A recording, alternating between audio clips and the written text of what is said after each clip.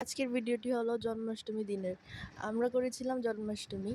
এমনিতে আমাদের গোপাল স্থাপিত না, কিন্তু আমরা জন্মাষ্টমীর দিন জন্মাষ্টমী করি। তাছাড়া অন্য পূজা পার্বণেও গোপালকে নতুন ড্রেস পরাই। এর আগের ভিডিওটিতে আমি বলেছিলাম যে আমাদের বাড়িতে মাতৃ সম্মেলনও হয়েছিল। তো তখন এসেছিল আমার দিদা। তো আমি, দিদা, মা তিনজনেই উপবাস করেছিলাম। আমি এমনিতে এমন উপবাস করিনি, মা আর দিদা নির্জলা উপবাস করেছে।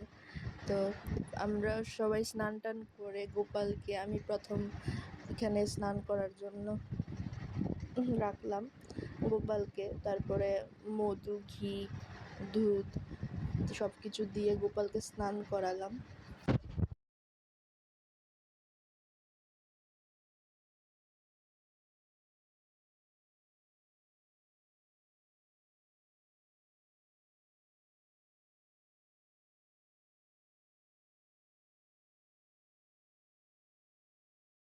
গোপালকে স্নান করার সময় কয়েকটা জিনিস মানতে হয়, যেমন তামা বা কাঁসার পাত্রের মধ্যে স্নান করাতে হয়। এর সঙ্গে একটি ফল মানে শসা দিতে হয়। আর এছাড়া হলুদ, তারপর লাগে পদ্ম ফুলের একটি কলি, মানে ফুটানোর আগের অবস্থাটা।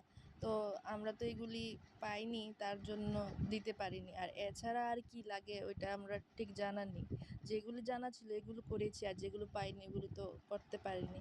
তো এছাড়া যদি কিছু লেগে থাকে তোমরা বলতে পারো কমেন্টে।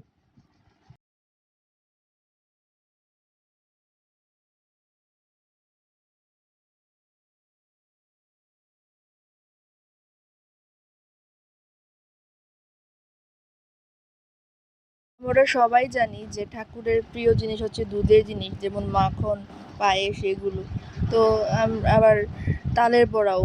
তো আমরা তালের বড়া এনেছিলাম, কিন্তু দুধের জিনিসটা সকালের পুজোতে দিতে পারিনি। ওইটা পরে রাত্রের পূজাতে দেওয়া হয়েছিল, এটা পরের ব্লগে দেখতে পারবে।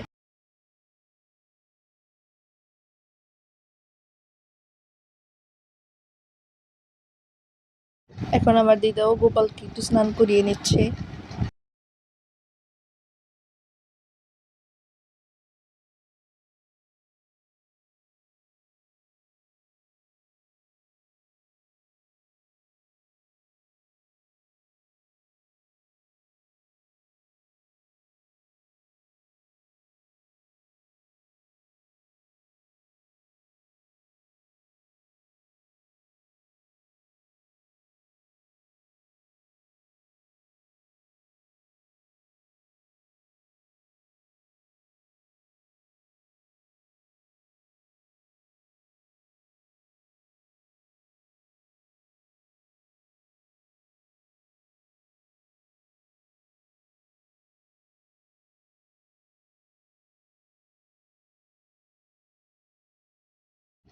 স্নান শেষে গোপালকে আমরা আসনে বসিয়ে দিলাম।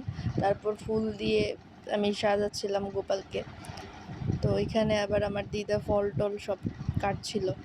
তো এই ফল কাটার পর এখানে ভোগও সাজিয়ে দিয়েছিলাম। তো এখানে চকলেটও এনেছি গোপালকে দেওয়ার জন্য।